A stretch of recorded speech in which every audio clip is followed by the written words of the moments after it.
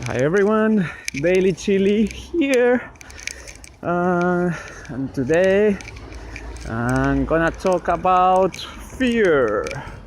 So I think everyone has fear for certain things in life. For example, in my case, always been very introvert person, and I always have the fear to talk and to express myself, even though I'm a designer.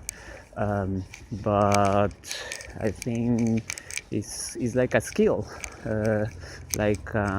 You can improve your fearness. I don't know how you say that, but it's something that you can just get rid of it.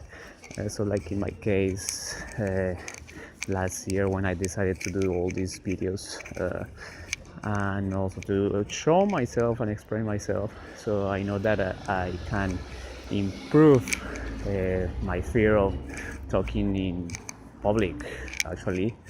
And I think what a best way to do it in a video format, and I'm still struggling sometimes, but I know that if I do it 100 or even 1,000 times, I can get better in this topic of fear.